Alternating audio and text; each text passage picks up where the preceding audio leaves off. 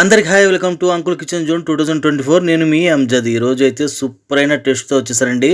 మునక్కాయ chicken కారపులుసు. Taste అయితే అద్దరిపోతుంది, చాలా బాగుంటుంది. ఇది సంగట్లో కానీ అన్నంలో కానీ సూపర్గా ఉంటుంది. టేస్ట్ అయితే చాలా అల్టిమేట్గా ఉంటుంది. కాంబినేషన్ కూడా మంచి కాంబినేషన్. ఇది ఇంకెందుకు ఆలస్యం వచ్చేయండి మన రెసిపీలోకి. స్టవ్ మీద కుక్కర్ పెట్టేసి కుక్కర్లో ఒక 4 చెంచాలు నూనె అయితే పోసుకున్నానండి. తర్వాత ఏం చేస్తానంటే సన్నగా కోసుకుని ఎర్రగడ్డలు ఉన్నాయి కదా, ఒక పెద్ద సైజు ఎర్రగడ్డను సన్నగా కోసుకుని నూనెలో వేస్తున్నాను.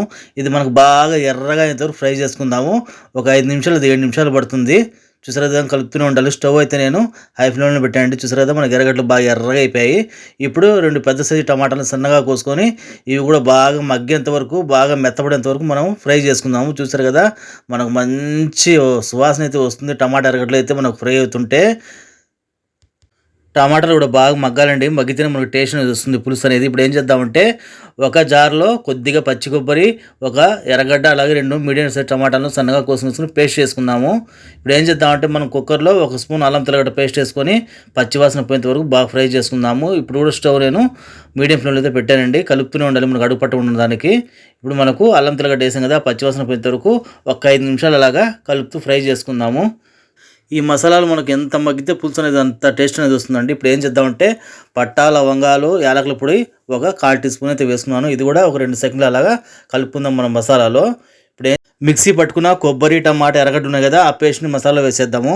మామూలుగా అయితే మనకు కారం పులుసులో పచ్చి కొబ్బరి అనేది వేయరు. నాకు పులుసు ఎక్కువ కావాలి కాబట్టి నేను పచ్చి కొబ్బరి అయితే వేసాను. చాలామంది కారం పులుసులో పచ్చి కొబ్బరి అయితే వేరండి. మనకు పచ్చి కొబ్బరి వేస్తే పులుసు ఎక్కువగా వస్తుంది, మామూలుగా చేస్తే కొంచెం పులుసు తక్కువ వస్తుంది. ఇప్పుడు ఏం చేద్దామంటే 2 స్పూన్ల కారం, 2 స్పూన్ల ధనియాల పొడి, ఒక 1/4 టీ స్పూన్ పసుపు వేసి బాగా మనం కలుపుకుందామండి. ఇప్పుడు మనము మసాలాను స్టవ్ని అయితే పూర్తిగా లో ఫ్లేమ్లో పెట్టేసి ఒక 5 నుంచి 8 నిమిషాలు మసాలాను బాగా ఫ్రై చేసుకుందాము. చూసారు కదా, మనకు మసాలా ఎంత ఫ్రై చేస్తే పులుసులో టేస్ట్ అనేది అంత బాగా వస్తుంది. ఇప్పుడు కొద్దిగా నీళ్ళు అయితే పోస్తున్నామండి, ఎందుకంటే మనకు అడుగు పడుతుంది కదా. ఎంత కలుపుతున్నా కూడా స్టవ్ అయితే మీడియం ఫ్లేమ్లో పెట్టాను. మసాలా అయితే మంచి సువాసన అయితే వస్తుందండి. ఇక్కడే మనకు 60% మనకు పులుసు వాసన అనేది సూపర్గా వచ్చేస్తుంది. ఇప్పుడు ఏం చేద్దామంటే మనం క్లీన్ చేసి పెట్టుకున్న చికెన్ అయితే నేను 1/2 కిలో తీసుకున్నానండి. 1/2 కిలో చికెన్ని బాగా కడిగి ఇందులో వేసేద్దాం మనము. మసాలా మొత్తం చికెన్ ముక్కలకు బాగా పట్టేలాగా 4 పక్కల కుక్కర్లో అయితే కలుపుకోవాలి.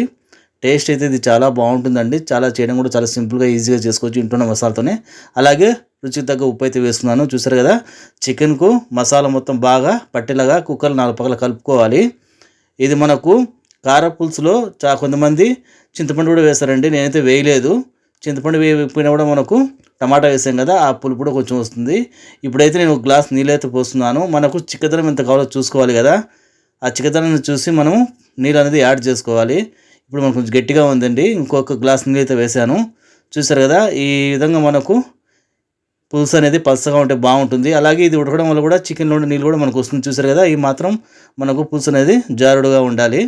ఇప్పుడు ఏం చేద్దామంటే ఒక్క 4 విజిల్ అయితే మనము కుక్కర్ మూత పెట్టేద్దాము. 4 విజిల్ తర్వాత మనము కుక్కర్ మూత చూసాం కదా, మొత్తం గ్యాస్ పోయిన తర్వాత మనకు పులుసు అయితే కుతకుతలాడుతుంది కదా, బాగా మరుగుతుందండి. టేస్ట్ కూడా చాలా బాగుంటుంది. ఇప్పుడు మనం ఏం చేద్దామంటే మనం ఒక మీడియం సైజు 2 మునక్కాయలని, అలాగే గుప్పెడు కొత్తిమీరని, గుప్పెడు కరివేపాకుని ఈ స్టేజ్లో ఉన్నప్పుడు వేసుకోవాలి. అప్పుడే మనకు పులుసు అనేది మంచి టేస్ట్ అయితే వస్తుంది. ముందుగా వేస్తే మొత్తం అవి మనకు బాగా మగ్గిపోయి టేస్ట్ అనేది ఏది రాకుండా ఉంటుంది. ఈ స్టేజ్లో ఉన్నప్పుడు అయితే మనం మునక్కాయలు, కొత్తిమీర, కరివేపాకు వేసుకుని బాగా కలుపుకోవాలి. చూసారు కదా, కార పులుసు 3 రకాలుగా 4 రకాలుగా చేస్తారండి. నేనైతే పులుసు ఎక్కువగా కావాలి కాబట్టి పచ్చి కొబ్బరి వేసాను, చింతపండు అయితే వేయలేదు. టేస్ట్ సూపర్గా ఉంటుంది. ఇప్పుడు ఒక్క విజిల్ అయితే పెట్టేద్దాము, ఎందుకంటే మనం పచ్చి వేసాం కదా, మునక్కాయ కానీ, కరివేపాకు కానీ, కొత్తిమీర కానీ అవి ఒక్క విజిల్ పెట్టడం వల్ల బాగా ఉడికిపోతాయి. చూసారు కదా, మునక్కాయలు కూడా బాగా పైన గీత కొట్టేస్తున్నాయి. మన కారం పులుసు అయితే రెడీ అయిపోయిందండి. మునక్కాయ చికెన్ కారం పులుసు అయితే సూపర్ టేస్ట్తో రెడీ అయిపోయింది. ఇది సంగటి కానీ, అలాగే అన్నంలో కానీ, కుష్కాలో కానీ సూపర్ టేస్ట్గా ఉంటుందండి. మంచి సువాసనతో మన మునక్కాయ చికెన్ కారపులుసు అనేది రెడీ అయిపోయింది. ఇప్పుడు దీన్ని ఒక బౌల్లో సర్వ్ చేసుకుందాం.